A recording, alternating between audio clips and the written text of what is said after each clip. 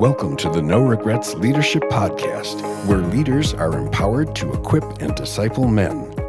Welcome to the No Regrets Leadership Podcast. My name is Steve Sonderman, and I'm gonna be your host for today. Each week we have a different author or speaker, a key thought leader in the area of ministry and leadership. And our goal is just really to equip you and encourage you as a leader of men to more effectively minister to your men. And guys, I have to tell you, I've been looking forward to today for a long time. We're going to have two guys on that we've had before, probably about a year ago. And what we're going to do today is we're going to talk about leading together. And this is something that I've experienced in different places in ministry and in leadership, and have really seen the benefits of it. But as we talk to Jim Stollberg and Tom McGhee, they're going to share what it looks like to lead halftime ministry together. And so, Jim and Tom, thank you so much for being with us today. Thanks, Steve. Appreciate you having us back. Hopefully the first one, it means the first one wasn't that bad if you're bringing us back, right? No, it went over really good. And for those that missed it, make sure you go back as I talked to these two guys about halftime and the ministry and all that they're doing and all the options for you. But today we're going to talk about leading together. And so, guys, why don't you let's get right into it. Tell us, how did you get started? How did it come about for you guys to lead halftime together?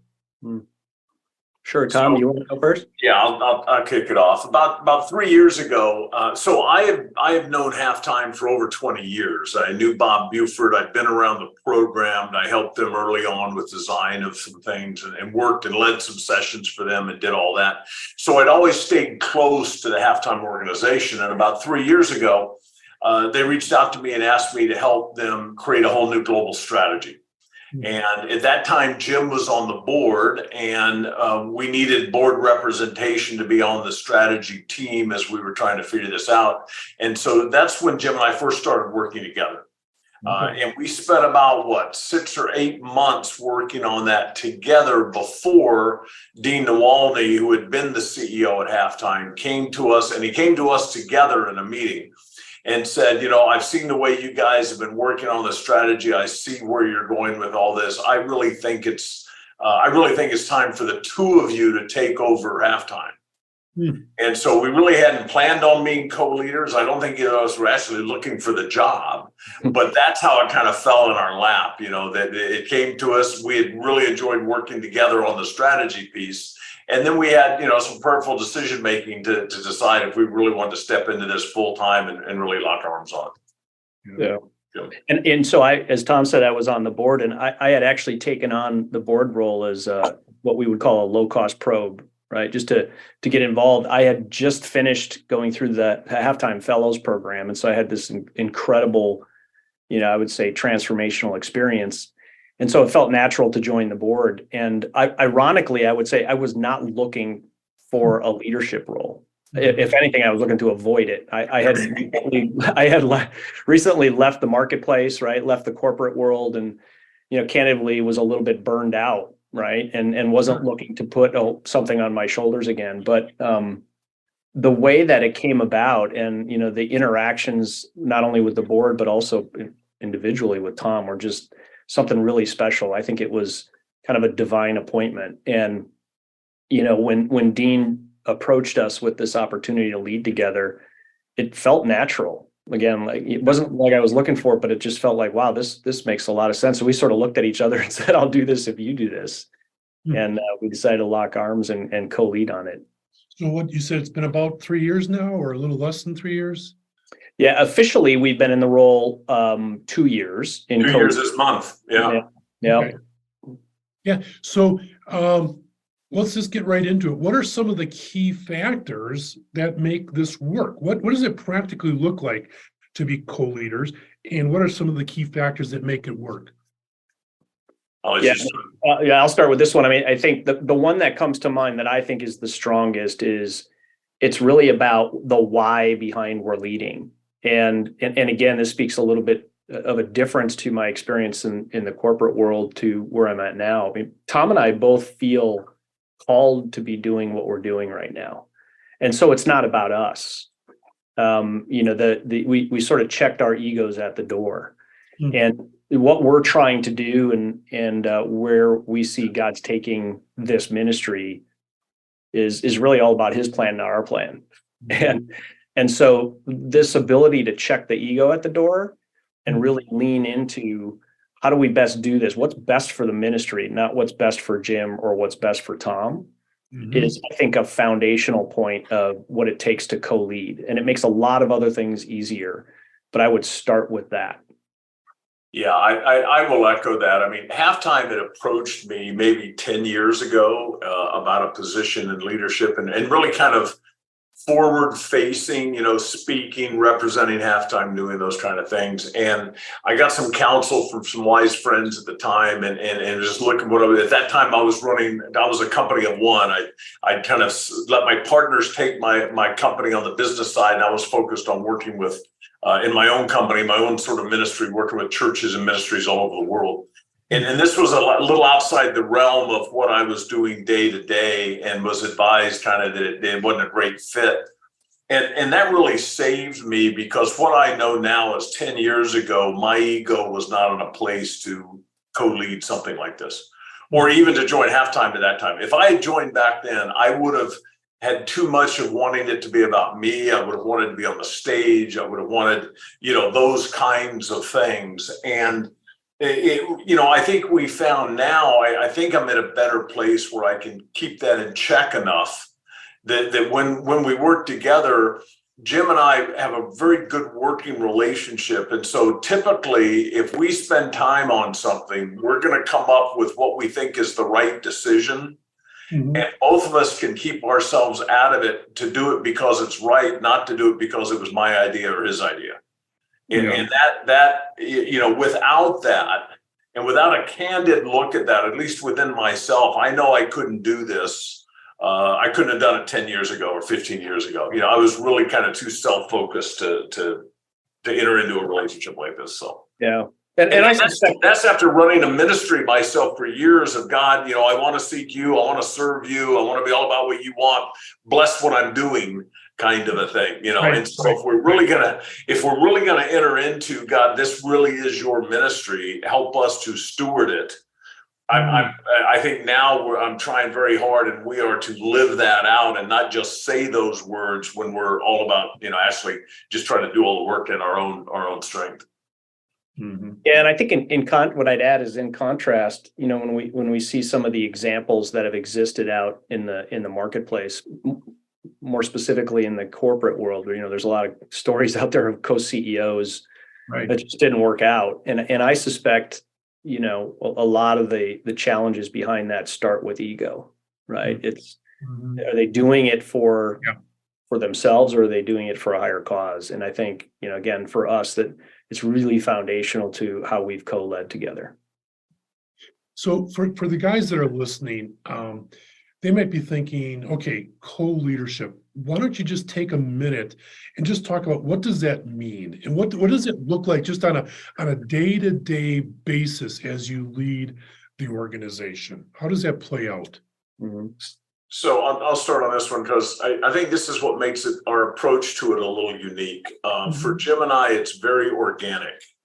I've read some things that say, or we would have people that would tell us when we were first starting, hey, if you're going to be co-leaders, the first thing you got to do is get very clear on what each of your responsibilities are. Right. And if you go down that path, if you've got two distinct sets of responsibilities, you actually have two roles. They just have the same title. I mean, you might as well be CEO and president, or president and COO or something, right? Because you're behaving that way, even though you have the same title. Right. Yeah. Whereas we really have looked at this is that two of us is better than just one of us in the job. And so we have not formally assigned anything. We've allowed us to play to what our strengths are. We've allowed ourselves to change over time on who's doing one thing or another in the moment or over the course of time or whatever. It's a much more organic approach. And then I think what that does at the very top of the organization is it creates the opportunity to really kind of multiply who we are rather than segregate who we are into two different sets of responsibilities, right? Yeah. Another way to say that, I think, is, I really believe the power of co-leadership comes from not trying to divide one role into two, as Tom said, but rather how do we get two individuals to achieve more together than we could on our own, right? That's that 1 + 1 = 3 versus let's just take one role and divide. You take 50% and I'll take. Right. I'll take 50%. Yep. And I would agree, guys. I mean, I've not done a lot of reading on this, but I've done some over the years, and that's what you normally see is, okay, divide up, this person does this person does that, and you have to be very, very clear on that. And then, like you said, that would just really, it's just two different people. I mean, it's two roles, and again, we're probably kind of somewhat back to the ego thing. They both want to be CEO, right? Right. So we don't know what to do with it. I was the CEO of my company. You were the CEOs at yours. Now that we've merged, we're somehow be co-CEOs. Well, that's probably for all the wrong reasons. Right. Right. Yeah. And as Tom said, we haven't done it formally. It's been more organic. But what we found is as we work together, we sort of naturally fall into areas where our strengths come to bear with ability to lead that. So I'll give you a great example is, Tom, as he talked about up front, is, he's been designing and facilitating forever. He's a master facilitator and designer. I can't even come close to him. Actually, I like to watch him because I can learn from that. So anything that we do around enhancing our programs or creating new programs, I'm in a learning role and I defer to him, right?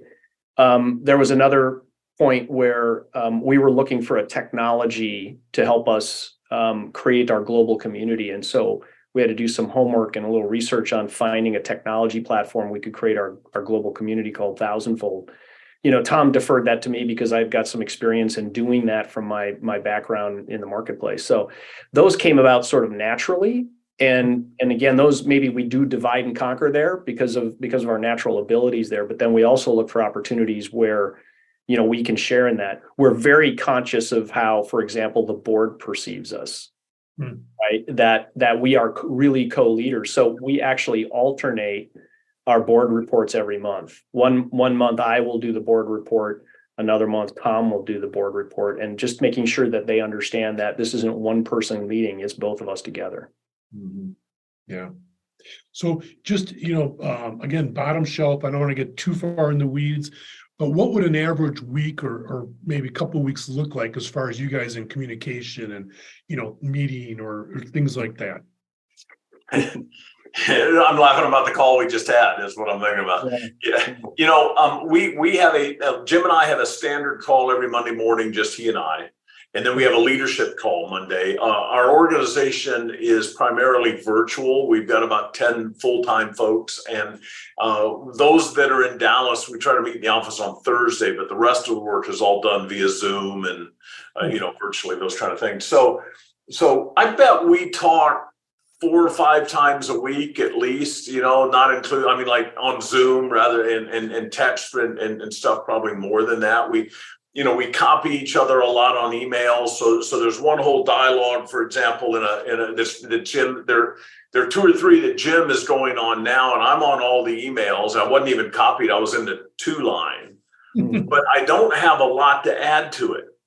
I can jump in, but it almost can kind of, I think, confuse the person on the other end, like, who am I dealing with? And so, but it's nice for me to know that conversation's going on, right? I can pick it up if I needed to. So we do a lot of that. So we've got the scheduled meetings, and then, sometimes they're the impromptu meetings, right? Like I got a text from Jim today that was kind of like, I just need to vent a little bit.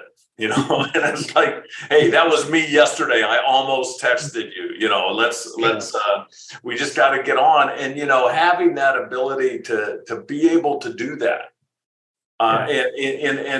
When you're a lot in leadership, people don't talk about how lonely leadership is. Absolutely. You get to the top and everybody either works for you or they're watching you for something, or they're wanting to be served by you, or whatever it is at the top of an organization. And who are you going to vent to? Who are you going to, Peter Drucker said, you need to have somebody you can talk to think your confusion out loud. Mhm. Well, if you're the boss, a lot of times the people that work for you don't want to see you confused. No. They expect you to have the direction and, all that stuff. And so just being able to do that, on a daily basis, if needed, has made this just a great experience. I agree. I mean, I would say that is the greatest advantage to co-leading, especially with somebody who you really respect and have a love for. I mean, Tom and I have the privilege to not co-lead, but also just share on the journey together. Yeah. And what that means, I think to Tom's point on the loneliness, I mean, leadership is hard sometimes. And we know with what we're doing, we're going to be challenged, and there's going to be barriers, and there's going to be, downtimes. And I can tell you, I can count on numerous occasions where I reached out to Tom, right, at being my partner, to be able to text him and say, hey, I'm having a bad day, or I feel like I'm under attack, right? A spiritual attack. For us to get online and talk that through is incredible, right? I mean, to not have that, I can't imagine trying to lead again without having that. And then on the upside, it also amplifies. So it dampens the downside, but also amplifies the upside. When we have celebrations, when we have breakthroughs, some wins, we get to share that together. And, that's equally as beautiful. Yeah. Right? That part of it, halftime, when we took over halftime, it's about a 25-year-old ministry.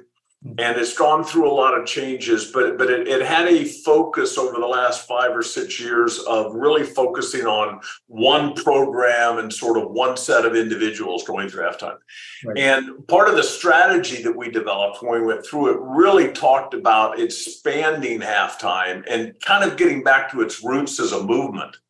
Being able to work with individuals that not just do a program, but on their journey of significance, where we can help them over years to come, and not just do those that have done really well in business and maybe sold their business, but those that are still in the marketplace in their 30s and 40s that are trying to lead a life of not success to significance, but like significant success. Right. We want to change the organization to be able to do all that. So we are developing new strategies, new things, throwing stuff out there. Some's working, some's not working. To have somebody at your side so you can go, was that the right call or not? Mm-hmm. Is this going well or not? From my perspective, I'm seeing this. Is that a right view of this or not? It would be really. It's not like we took over an organization where it was just status quo and we keep running it. We're in a probably the most change halftime has seen in 20 years. And, it would be very hard to do that by ourselves. And I guess the last thing on that, as Jim said about the celebrations, we have been fortunate in really trying to let God lead us where he wants this ministry to go. We have seen God's hand on things. Like trying to make a decision and we just can't make it for some reason. And a month later, when we can make it, it's like, boy, I'm glad we didn't do that a month ago. Now we know more than we did. Or it's like, how come we can't get this to work? And then finally, when it finally works, you're like, oh, now I see why we had to wait. We've seen God's hand on those things. And again, being able to, maybe I see it sometimes, maybe Jim sees it sometimes, but being able to celebrate that, just makes it, again, just a much, it takes some of the burden off, right? That any leader feels when they're responsible for something. Yeah, no, that's really good. Any guys, since we're on this, and this is, wasn't in our notes, but any other benefits that you guys have experienced that you've seen over the last couple of years of working together? I mean, it's the processing, doing it together is huge. And I can just see that because so many leaders are lonely. And so that's one, the celebrations and be able to celebrate those things. That's another one. Anything else you would add to that, guys, as far as some of the benefits of leading together? Yeah, I would say, another thing we've discovered, and, one of the things that we're real high on within the halftime organization is strengths finders. And so knowing your own strengths and the strengths of those who you're working with is a really powerful thing. And so so it's not just about how do you divide the roles, right? I mean, the things that have to get done, right? Like budgeting and holding meetings and designing curriculum, there's those things that have to get done, but then there's also how can I apply my strengths and use those strengths to the biggest advantage of the ministry. And so we're very intentional about how we take those strengths and apply those. So Tom and I actually have compared all of our strengths together, and we didn't do it in such a way as to say, here's how we can divide our roles. But it's actually funny that when we shared our strengths, we have a very diverse set of strengths, right? So for example, my top strength is harmony, which is a relational strength. So when it comes to things that we need harmony applied to, Tom will look to me and say, Jim, we need some harmony on this. Because out of 35, I think harmony is 33 on my list. Yeah, exactly. I think harmony was your last, right? And ironically, it's the opposite for me. Tom's top strength is strategic, and I think it's 33 or 34 on my list, right? So knowing that has given us the opportunity really to seize, okay, how do we combine our strengths together and leverage those for not just how we get things done, but how we relate to other people, right? How we lead the team. And so that's been a great kind of, I'd call it journey of discovery about how to do this together and use those strengths in a unique way. We kind of joke about it. Together, we make a pretty good leader. That's right. Individually, we've got a lot of gaps, deficiencies, right? Yeah. There'll be a lot of times, especially with like personnel situations or something. I'm like, Jim, this needs a little harmony. I'm going to let you take this one, right? Because being a former Marine, I can kind of drop back into the carry the wounded, shoot the stragglers. We're gonna go take the hill, and that kind of thing. So it's good to be able to go. I can say something, and I can almost hear Jim behind me going, "Well, what Tom meant was, yeah, that's right. That's what I meant." It helps out a lot. I think one other thing too, and this is a very practical one, is we need I know what it's like to work all the time. I know what it's like to be a company of one, and I know how hard it is to take any time off, to have any rhythm of rest in your life, and that what leads, like Jim was talking about before the company workforce sold and everything. I mean, just running at a furious pace to keep things going. And with two of us, there's that opportunity to do it, right? I mean, I'm going to be off week after next for a week with my wife, and we're going to be together. We're doing a little traveling in the U.S. I'll be able to check emails and do those things, but I don't have to do a lot. And a few weeks ago, I think it was, Jim, you were in South America and you were off the grid completely. And it's like, you don't have to worry what's happening when I'm not there. And it just is a real, it's a practical, just a real benefit. Yeah. Because again, as the leader, everything eventually, it does come back to you. And even when you're away, it's still coming back to you. Yeah. And this way you can truly get away and just sort of leave it. Really can. Yeah, I think Jim was away during the No Regrets conference, and I was sorry schedule, and so we'll just bring that up. I'll be at the next one though. It's already on the calendar. You bet. And so, guys, again, for you that are listening, if this was helpful in any way, just please give a review, forward this podcast on to others so that they can be encouraged by it just as much as you were. And so on behalf of Jim and Tom and myself, I want to thank you for listening and have a wonderful week. Thank you for joining the No Regrets Leadership Podcast. For more information and to access past recordings, please visit www.menwithnoregrets.org/podcast.